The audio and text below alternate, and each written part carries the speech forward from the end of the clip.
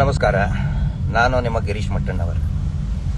ಈ ಸ್ನೇಹಮಯಿ ಕೃಷ್ಣ ಅನ್ನುವಂತಹ ವ್ಯಕ್ತಿ ಮೊನ್ನೆ ಈ ರಾಜ್ಯದ ಮುಖ್ಯ ಕಾರ್ಯದರ್ಶಿಗಳ ಮೇಲೆ ಒಂದು ಗಂಭೀರವಾದಂಥ ಆರೋಪವನ್ನು ಮಾಡ್ತಾನೆ. ನಟೇಶ್ ಅನ್ನುವ ಅಧಿಕಾರಿ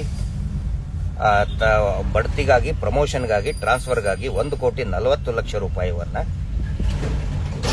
ಈಗಿನ ರಾಜ್ಯದ ಮುಖ್ಯ ಕಾರ್ಯದರ್ಶಿ ಶ್ರೀಮತಿ ಶಾಲಿನಿ ರಜನೀಶ್ ಅವರಿಗೆ ಕೊಟ್ಟಿದ್ದಾರೆ ಅಂತ ಆರೋಪ ಮಾಡಿದ್ದಾರೆ. ಅದನ್ನು ನೋಡಿದ ತಕ್ಷಣವೇ ಎಲ್ಲರೂ ಕೂಡ ಹೌಹಾರಿದರು.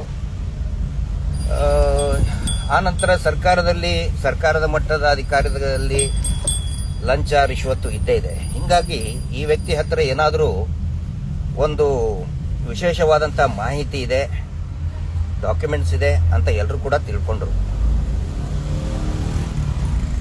ಆದರೆ ಅದನ್ನು ಬಿಡಿಸಿ ನೋಡಿದರೆ, ಈಗ ಮಾಧ್ಯಮಗಳ ವರದಿಯೆಲ್ಲ ನೋಡಿದರೆ ಇವನ ಹತ್ರ ಏನು ಕೂಡ ಇಲ್ಲ. ಮಾಧ್ಯಮ ವರದಿ ಅಂತ ಹೇಳಿದರೆ ರಿಪೋರ್ಟಿಂಗ್, ಕೆಲವೊಂದಿಷ್ಟು ಅದನ್ನು ರಿಪೋರ್ಟಿಂಗ್ ಮಾಡ್ತಾ ಇದ್ದಾರೆ. ಈ ಸ್ನೇಹಮಯಿ ಕೃಷ್ಣ ಅನ್ನುವಂಥ ವ್ಯಕ್ತಿ ಯಾರು ಅನ್ನೋದನ್ನ ನಿಮ್ಮೆಲ್ಲರಿಗೂ ಸ್ವಲ್ಪ ನಾನು ಮತ್ತೆ ಸ್ಮೃತಿ ಪಟಲದಲ್ಲಿ ತರ್ತೇನೆ.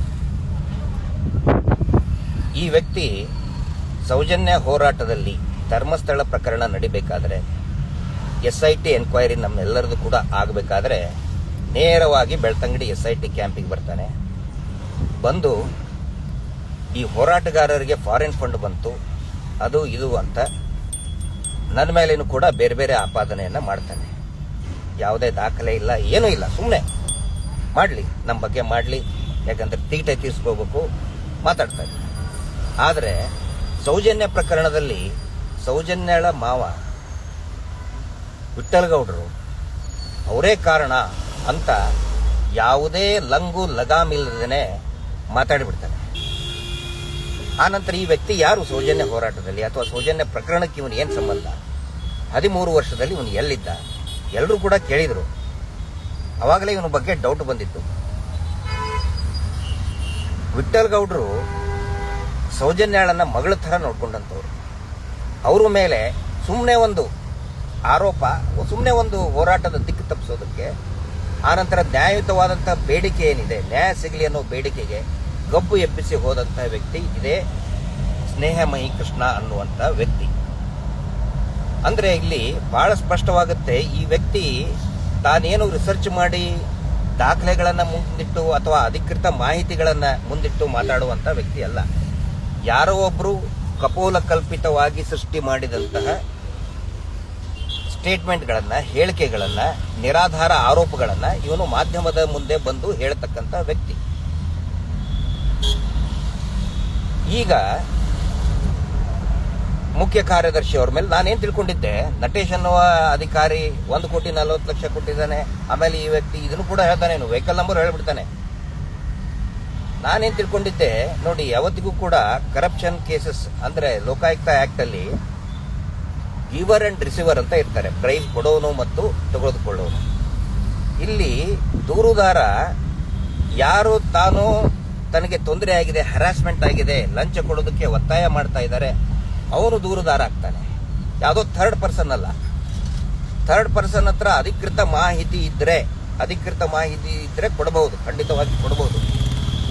ಆದರೆ ಇಲ್ಲಿ ನೋಡಿದ್ರೆ ಸ್ವತಃ ಈ ವ್ಯಕ್ತಿ ಏನು ನಟೇಶ್ ಅಂತ ಅಧಿಕಾರಿ ದುಡ್ಡು ಕೊಟ್ಟರು, ಲಂಚ ಕೊಟ್ಟರು ಅಂತ ಹೇಳ್ತಾನಲ್ಲ, ಸ್ವತಃ ಆ ಅಧಿಕಾರಿನೇ ಈ ಸ್ನೇಹಮಯಿ ಕೃಷ್ಣನ ಮೇಲೆ ಆರೋಪ ಮಾಡಿಬಿಟ್ಟಿದ್ದಾರೆ, ಇವನು ಸುಳ್ಳು ಹೇಳ್ತಾ ಇದ್ದಾನೆ ಅಂತ ಹೇಳ್ತಾರೆ. ಸೊ ಹಂಗಿದ್ರೆ ಇದು ಒನ್ಸ್ ಅಗೇನ್ ಕ್ಲಿಯರ್ ಆಗುತ್ತೆ, ಈ ಸ್ನೇಹಮಯಿ ಕೃಷ್ಣ ಅನ್ನುವಂಥ ವ್ಯಕ್ತಿ ಒಬ್ಬ ಬಾಡಿಗೆ ಸೋಷಿಯಲ್ ಆಕ್ಟಿವಿಸ್ಟ್, ಸಾಮಾಜಿಕ ಕಾರ್ಯಕರ್ತ, ಸುಪಾರಿ ಸಾಮಾಜಿಕ ಕಾರ್ಯಕರ್ತ ಅಂತ ಕರೀತಾರೆ. ಇವ್ರಿಗೂ ನಕಲಿ ಸುಮ್ಮನೆ ಯಾರೋ ಒಬ್ರು ಹೇಳ್ತಾರೆ, ಇವ್ರ ಹಿಂದೆ ಯಾರೋ ಒಬ್ರು ಇರ್ತಾರೆ, ನೀನು ಹಂಗೆ ಮಾಡು ಹಿಂಗೆ ಮಾಡು, ಒಂದು TV ಚಾನಲ್ಗೆ ಫಿಕ್ಸ್ ಮಾಡಿರ್ತಾರೆ, ಹಂಗೆ ಹೇಳಿ ಇದನ್ನ ಮಾಡ್ತಾನೆ.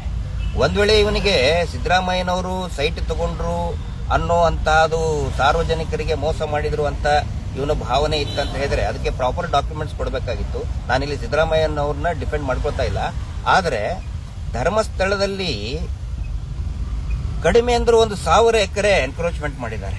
ಸರ್ಕಾರದ ಭೂಮಿಯನ್ನ ಸುಳ್ಳು ಸರ್ಟಿಫಿಕೇಟ್, ಭೂರಹಿತ ಬಡವ ಅಂತ ಹೇಳಿ 7 ಎಕರೆ 59 ಗುಂಟೆ. ಅದೇ ನಕಲಿ ದೇವಮಾನವನ ತಮ್ಮ ಯಾರ ಪರವಾಗಿ ಇವನು ಬಂದು ವಕಾಲತ್ ವಹಿಸಿದ ಸೌಜನ್ಯ ಹೋರಾಟದಲ್ಲಿ ಅವ್ರ ಮಗ ಮಾಡೇ ಇಲ್ಲ, ವಿಠಲ್ ಗೌಡರು ಮಾಡಿದ್ದು ಅಂತ ಸುಳ್ಳು ಗಬ್ಬೆಬ್ಬಿಸಿ ಹೋಗಕ್ಕೆ ಬಂದಲ್ಲ, ಅದ್ರ ಬಗ್ಗೆ ಅಲ್ಲಿ ಭೂಕಬಳಿಕೆ ಬಗ್ಗೆ ಮಾತಾಡಬೇಕಾಗಿತ್ತು.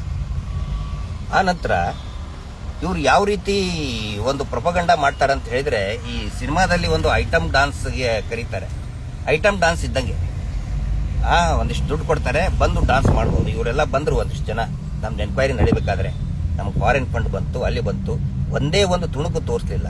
ನಮ್ದು SIT ಎನ್ಕ್ವೈರಿ ಆಗಬೇಕಾದ್ರೆ ಒಂದೇ ಒಂದು ಪ್ರೂಫ್ ಎವಿಡೆನ್ಸ್ ಕೂಡ ಸಿಗಲಿಲ್ಲ. ಆದರೂ ಕೂಡ SIT ಕಚೇರಿ ಮುಂದೆ ಬಂದು ಐಟಮ್ ಡಾನ್ಸ್ ಮಾಡಿ ಹೋಗ್ಬಿಟ್ರು. ಅವಾಗ ಎಲ್ಲರೂ ಪ್ರಶ್ನೆ ಮಾಡಿದ್ರು ಈ ವ್ಯಕ್ತಿಗೆ, ನೀನು ಎಲ್ಲಿದ್ಯಪ್ಪ 13 ವರ್ಷ ಸೌಜನ್ಯ ಹೋರಾಟದಲ್ಲಿ, ನಿನಗೆ ಅದ್ರ ಬಗ್ಗೆ ಏನು ಮಾಹಿತಿ ಇದೆ? ಆ ನಂತರ ಕುಟುಂಬಸ್ಥರ ಜೊತೆಗೆ ಏನಾದರೂ ಮಾತಾಡಿದ್ಯಾ? ವಿಕ್ಟಿಮ್ ಜೊತೆಗೆ ಏನಾದರೂ ಮಾತಾಡಿದ್ಯಾ? ಏನು ಉತ್ತರ ಇಲ್ಲ. ಅವಾಗ ಓಡಿ ಹೋದಂತಹ ವ್ಯಕ್ತಿ, ಮಾಧ್ಯಮಗಳಿಂದ ಪರಾರಿಯಾದಂತಹ ವ್ಯಕ್ತಿ, ಈಗ ಮತ್ತೆ ಒಂದು ಹೊಸ ಐಟಮ್ ಡಾನ್ಸ್ ಮಾಡಕ್ ಬಂದಿದ್ದಾನೆ. ದಯವಿಟ್ಟು ನಾನು ರಾಜ್ಯ ಸರ್ಕಾರಕ್ಕೆ ವಿನಂತಿ ಮಾಡ್ಕೊಳ್ತಾ ಇದ್ದೇನೆ, ಈಗೇನು CCB ಅವರು ಇವನ ಎನ್ಕ್ವೈರಿ ಮಾಡ್ತಾ ಇದ್ದಾರೆ, ದಯವಿಟ್ಟು ಇವನ ಪ್ರತಿಯೊಂದು ಕಾಲ್ ಲಿಸ್ಟು ಮತ್ತೆ ಯಾವ್ಯಾವ ವ್ಯಕ್ತಿಗಳಿಗೆ ಭೇಟಿಯಾಗಿದ್ದಾನೆ, ವಿಶೇಷವಾಗಿ ಸೌಜನ್ಯ ಹೋರಾಟದಲ್ಲಿ ಇವನೇನು ಮಾತಾಡಿದ್ದಾನೆ, ಇವನಿಗೆ ಯಾರು ಸುಪಾರಿ ಕೊಟ್ಟಿದ್ದಾರೆ, ಧರ್ಮಸ್ಥಳ ಪ್ರಕರಣ ಹಾಳು ಮಾಡೋದಕ್ಕೆ ಒಂದು ದೊಡ್ಡ ಷಡ್ಯಂತ್ರ ನಡೆದಿದೆ. ನೂರಾರು ಕೊಲೆಗಳು, ಅತ್ಯಾಚಾರ ಆದರೂ ಕೂಡ ಅದನ್ನು ಡೈವರ್ಟ್ ಮಾಡೋದಕ್ಕೆ ಒಂದು ದೊಡ್ಡ ಟೀಮ್, ಪ್ರಭಾವಿಗಳೇ ಧರ್ಮಸ್ಥಳ ಆ ಕೊಲೆಗಡಕ ಕುಟುಂಬದ ಪರವಾಗಿರತಕ್ಕಂಥ ಒಂದು ಟೀಮ್ ಬಹಳ ಸ್ಪಷ್ಟವಾಗಿ ಕೆಲಸ ಮಾಡುತ್ತಿದೆ. ಈ ಸ್ನೇಹಮಹಿ ಕೃಷ್ಣ ವ್ಯಕ್ತಿಯನ್ನು ಮುಖಾಂತರ ಬಹಳ ಇದು ಕ್ಲಿಯರ್ ಆಗಿ ಗೋಚರ ಆಗ್ತಾ ಇದೆ.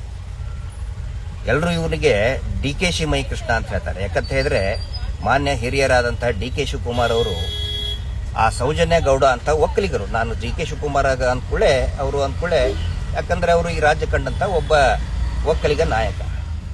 ಸೌಜನ್ಯ ಕೂಡ ಒಕ್ಕಲಿಗ ಆದಲ್ರಿ, ಒಕ್ಕಲಿಗ ಹೆಣ್ಣುಮಗಳು, ದೈವ ಭಕ್ತಿ, ಚಾಮುಂಡೇಶ್ವರಿಯ ಭಕ್ತಿ ಅವಳ ಪರವಾಗಿ, ಅವಳ ನ್ಯಾಯದ ಪರವಾಗಿ ನಿಲ್ಲೋದನ್ನು ಬಿಟ್ಟು ಯಾವ ಕುಟುಂಬದ ಮೇಲೆ ಆರೋಪ ಇದೆ ಅವ್ರ ಪರವಾಗಿ ನಿಂತ್ಕೊಳ್ತಾರೆ.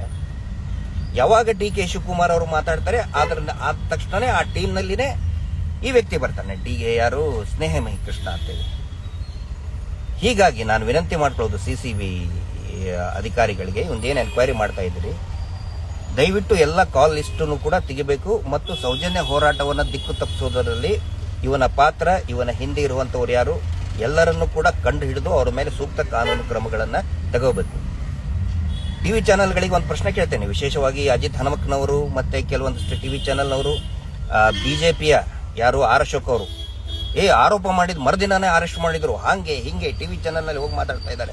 ಅದೇ ಪ್ರಶ್ನೆ ನಾನು ನಿಮಗೆ ಟಿವಿ ಚಾನೆಲ್ನವ್ರಿಗೆ, ಈ ಅಶೋಕ್ ಅವ್ರಿಗೆ, ವಿರೋಧ ಪಕ್ಷದ ಕೆಲವು ಸೆಲೆಕ್ಟೆಡ್ ನಾಯಕರುಗಳಿಗೆ ಕೇಳ್ತಾ ಇದ್ದೀನಿ, ಮತ್ತೆ ನಮಗ್ ಮಾಡಿದ್ದೇನು?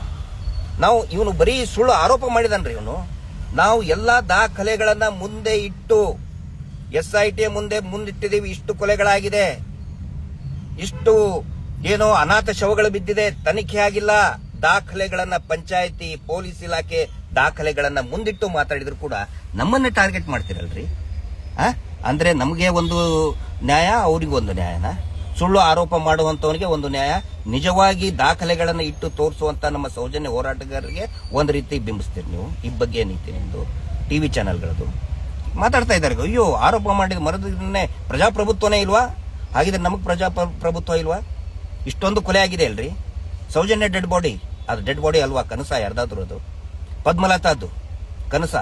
ಆನೆ ಮಾವತ ಅಣ್ಣ ತಂಗಿ ಇಬ್ಬರನ್ನು ಕೂಡ ರುಬ್ಬುಗಂಡಿಂತ ಜಡ್ಜ್ ಕೊಂದ್ರಲ್ಲ, ಅದು ಯಾರ್ದಾದ್ರೂ ಕನಸು ಬಿದ್ದಿತ್ತ? ಅದು ದಾಖಲೆಗಳನ್ನ ಮುಂದಿಟ್ಟು ಮಾಡೋರು ನಮಗೆ, ಇವ್ರು ಎಲ್ಲಿ ಸುಮ್ಮನೆ ಆರೋಪ ಮಾಡ್ತಾ ಇದಾರೆ ಅಂತ ನಮ್ಮ ಮೇಲೆ ಟಿವಿ ಚಾನಲ್ ಅಜಿತ್ ಹನುಮಕ್ನವ್ರು, ಸುವರ್ಣ, ನಿಮ್ಗೆ ಗೊತ್ತು, ನಿಮ್ಮ ಹಣೆ ಬಾರ, ನಿಮ್ಮ ಮಾರ್ಕ್ಸ್ಗಳು ನೋಡಿ ಮನೆದು TRP ಬರೀ 20 ಬಂದಿದೆ, 6ನೇದು 7ನೇ ಸ್ಥಾನಕ್ಕೆ ಹೋಗಿದ್ದೀರಿ ನೀವು. ಈ ರೀತಿ ಸುಳ್ಳು ಹೇಳಿ ಹೇಳಿ ಹೇಳಿ ಪ್ರಭಾವಿಗಳ ಕಾಲು ಬಿದ್ದು ಎಲ್ಲ ಗೊತ್ತಿದೆ ಜನರುಗಳಿಗೆ. ಅದಕ್ಕೆ ನಾನು CCB ಅವರಿಗೆ ವಿನಂತಿ ಮಾಡ್ಕೊಳ್ತಾ ಇದ್ದೇನೆ, ಈ ಸ್ನೇಹಮಹಿ ಕೃಷ್ಣನ ಎಲ್ಲಾ ದಾಖಲೆಗಳನ್ನು ಕೂಡ ಇವನ ಕಾಲ್ ಲಿಸ್ಟು, ಇವನ ಕಾಂಟ್ಯಾಕ್ಟ್ಸು, ಆಮೇಲೆ ಇವನ ಆದಾಯದ ಮೂಲ 3-4 ಮನೆಗಳನ್ನ ಮಾಡಿದ್ದಾನೆ. ಆದಾಯದ ಮೂಲ ಏನು ಇವನಿಗೆ? ಏನ್ ದುಡಿತಾನ? ಹೊಲ ಉತ್ತಾನ, ಬಿತ್ತಾನ, ಏನ್ ಮಾಡ್ತಾನೆ ಇವನು? ಏನ್ ಕೆಲಸ ಇವನು? ಏನ್ ಬಿಸ್ನೆಸ್ ಇವನು? ನಮ್ದು 108 ಕೇಳ್ತಾನೆ. ನಮ್ದೆಲ್ಲ ಎನ್ಕ್ವೈರಿ ಆಗಿದೆ, 10-15 ದಿನ ನಮ್ದೆಲ್ಲರದು ಎನ್ಕ್ವೈರಿ ಆಗಿದೆ. ಇವೊಂದು ಎನ್ಕ್ವೈರಿ ಆಗಬೇಕು ಮತ್ತು ಈ ಸುಪಾರಿ, ಬಾಡಿಗೆ, ನಕಲಿ ಹೋರಾಟಗಾರ, ಇವನ ಎಲ್ಲ ಮೂಲಗಳ ಹೊರತೆಗೆದು ಸಾರ್ವಜನಿಕವಾಗಿ ಬಹಿರಂಗಪಡಿಸಬೇಕು ಮತ್ತು ಸೂಕ್ತ ಕಾನೂನು ಕ್ರಮವನ್ನ ಜರುಗಿಸಬೇಕು ಅಂತ ವಿನಂತಿ ಮಾಡ್ಕೊಳ್ತಾ ಇದ್ದೀನಿ. Justice for Soujanya. ನಮಸ್ತೆ.